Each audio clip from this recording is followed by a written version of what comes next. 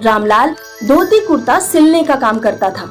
अरे ओ चंदन, अब तो शादीशुदा हो गया है बेटा, सिलाई सीख ले। चंदन वैसे तो गांव में घूमता रहता था, लेकिन कभी कभी 1-2 घंटे अपने पिता से धोती कुर्ता सिलना सीख लेता। कुछ दिनों बाद चंदन के पिता की मृत्यु हो जाती है। सिलाई का सारा काम चंदन ने संभालना शुरू कर दिया। कुछ सालों तक तो चंदन का काम ठीक चलता रहा, लेकिन फिर चंदन पूरे दिन खाली बैठा रहता। लोग कुर्ता पहनना धीरे धीरे बहुत कम करते जा रहे थे। एक दिन चंदन अपनी पत्नी से कहता है, धंधा बिल्कुल नहीं चल रहा, लोग रेडीमेड कपड़े खरीद रहे हैं, कपड़े सिलवाने वाले बहुत कम बचे हैं, समझ नहीं आ रहा क्या करूं। आप ये कपड़े सिलने का धंधा बंद करो। हमारी छोटी सी बगिया में कई तरह के पौधे हैं, आप छोटे छोटे पौधे ले जाकर बेचना शुरू करो। अरे पागल हो गई है, पेड़ पौधे कौन खरीदेगा। अरे आजकल सभी लोग अपने घर गमले रखना चाहते हैं। पौधों के साथ साथ हम मिट्टी के गमले बनाकर भी बेच सकते हैं। एक बार कोशिश करके देखने में हर्ज क्या है। वैसे भी इस काम के लिए कोई बहुत बड़ा इन्वेस्टमेंट तो चाहिए नहीं। चंदन अपनी पत्नी के कहने पर गुलाब, गेंदा, तुलसी, अनार, मनी प्लांट, अमरूद आदि के छोटे छोटे पौधे बेचने निकल पड़ता है।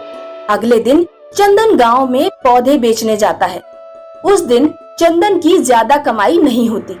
मात्र 100 रुपए की कमाई हो पाई है आज। कोई बात नहीं, अब आप ऐसा करो कि शहर में पौधे बेचने जाओ। अगले दिन चंदन शहर में पौधे बेचने जाता है। शहर के लोग चंदन के हरे भरे पौधों को हाथों हाथ ले लेते हैं।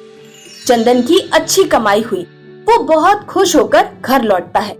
लगता है आज अच्छी कमाई हुई है, तभी आप इतने खुश नजर आ रहे हैं। हाँ, तुम्हारा आइडिया काम कर गया।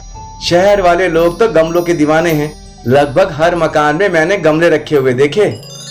शहर के लोग उल्लू होते हैं, पहले मकान बनवाकर सारे पेड़ पौधे काट डालते हैं, फिर अपने घर पर पौधे रखकर सोचते हैं कि हमारे घर हरियाली है। अब चंदन हर दिन अपनी पत्नी के लिए कुछ न कुछ लेकर आता, कभी सूट, कभी साड़ी, कभी कुंडल। एक दिन पड़ोस वाली गीता चंदन के घर आती है। अरे भाभी जी, थोड़ी चीनी दे देना, हमारे घर खत्म हो गई है, परसों लौटा देंगे। आप बैठिए, मैं अभी देती हूँ। चंदन की पत्नी चीनी लेने अंदर किचन में चली जाती है। तभी गीता की नजर चंदन की पत्नी की साड़ियों के कलेक्शन पर पड़ती है। हे भगवान, इतनी सारी सुंदर सुंदर साड़ियाँ। गीता चीनी लेकर बहुत गुस्से में अपने घर पहुँचती है और अपने पति रवि से कहती है, तुम भी चंदन भैया की तरह कोई अच्छा काम धंधा करो, नकारा निकम्मों की तरह पड़े रहते हो घर पर। ये चंदन पौधे बेचकर अमीर हुआ जा रहा है। जब मैं इतना आराम करता हूँ तो इसे इतनी मेहनत की क्या जरूरत है। रवि रात में एक छड़ी लेकर चंदन की बगिया में घुस जाता है और सारे पौधे उखाड़ डालता है। अगले दिन जब चंदन और उसकी पत्नी बगिया में आते हैं तो देखते हैं किसी ने सारे पेड़ पौधे उखाड़ दिए हैं। हे भगवान, ये किसने किया? चंदन और चंदन की पत्नी बगिया में बैठकर रोने लगते हैं। तभी वहाँ एक देवी प्रकट होती है। देवी चंदन को एक मनी प्लांट का पौधा देती है। ये साधारण मनी प्लांट नहीं है, इसके हर पत्ते के साथ एक 2000 का नोट निकलेगा। यदि इसे किसी ने चुराया तो उसके लिए परिणाम भयानक होंगे। ऐसा कहकर देवी गायब हो जाती है। देवी द्वारा दिए गए मनी प्लांट को चंदन अपने घर पर रख लेता है। मनी प्लांट से रोजाना एक पत्ता आता और पत्ते के साथ एक 2000 का नोट निकलता। एक महीने में चंदन के पास 60,000 रुपए इकट्ठे हो जाते हैं। उन पैसों से चंदन एक नई बगिया लगा लेता है और दोबारा पौधे बेचने का धंधा शुरू कर देता है। ये चंदन के पास इतने पैसे कहाँ से आए? इसने तो पहले से भी बढ़िया बगिया लगा ली। एक रात रवि चुपके से चंदन के घर में झांक कर देखता है। चंदन और उसकी पत्नी आपस में बातें कर रहे थे।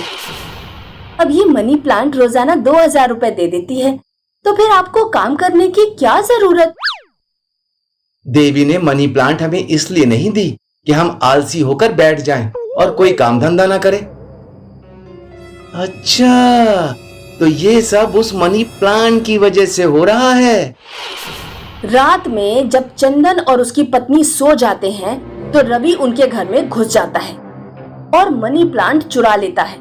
वो मनी प्लांट को एक बक्से में बंद करके रख देता है। अब कल इसमें 2000 का नोट निकलेगा। रवि सुबह उठकर सबसे पहले बक्सा खोलता है। वो देखता है कि पूरा बक्सा सांपों से भरा हुआ है और मनी प्लांट से लगातार सांप निकल रहे हैं। सांप रवि के ऊपर चढ़ जाते हैं। हे भगवान, बचाओ बचाओ बचाओ! ऐसा कहकर रवि अपने घर में चारों ओर भागता है। रवि की पत्नी डंडों से सांपों को हटाती है और मनी प्लांट रवि को लाकर दे देती है। जल्दी जाइए और मनी प्लांट चंदन भैया को वापस कराइए। इस मनी प्लांट में जरूर कुछ गड़बड़ है।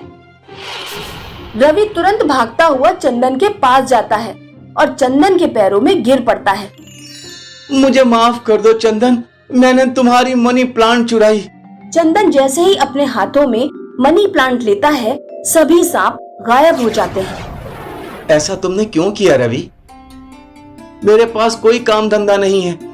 अगर ऐसी बात है तो तुम्हें मुझे पहले बताना चाहिए था। मैं तुम्हें पौधे बेचने का काम सिखाऊंगा और कुछ पैसे तुम्हें उधार देकर तुम्हारी बगिया भी लगाऊंगा। अब चंदन और रवि साथ साथ पौधे बेचने का काम करने लगते हैं।